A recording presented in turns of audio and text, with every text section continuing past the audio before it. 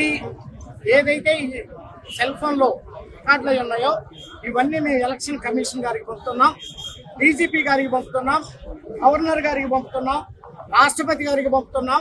మేము ప్రజాస్వామ్యాన్ని కోరుతా ఉన్నాం.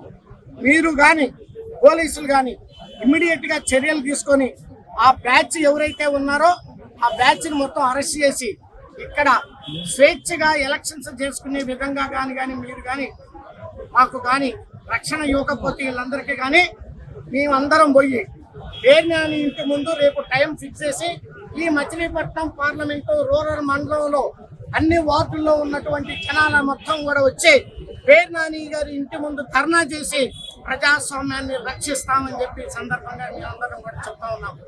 ఇది మనం ఎక్కడున్నాం? ప్రజాస్వామ్య దేశంలో ఉన్నావా? 1947కు ముందు కూడా ఇలాంటి అరాచకాలు మేము ఎక్కడ చూడలేదు, మన చరిత్ర ఎక్కడ చూడలేదు.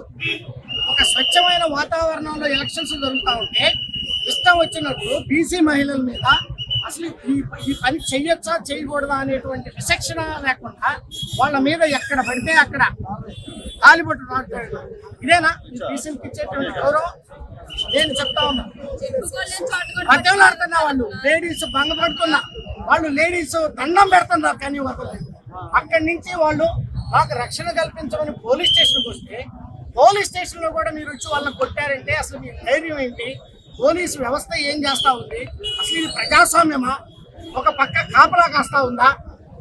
ఇమ్మీడియట్గా పేర్నానిని వాళ్ళ కుటుంబంలో ఉన్నటువంటి అతని కొడుకుని అదే రకంగా వచ్చినటువంటి కార్యకర్తలందరినీ కూడా ఇమ్మీడియట్గా అరెస్ట్ చేయాల్సినటువంటి బాధ్యత ఈరోజు పోలీసు వారిపోయింది. మేము ఇమ్మీడియట్గా మేము అన్ని సంస్థలకి అంటే ఎలక్షన్ కమిషనర్కి, డీజీపీకి అందరికీ మేము రిపోర్ట్ చేస్తా ఉన్నాం.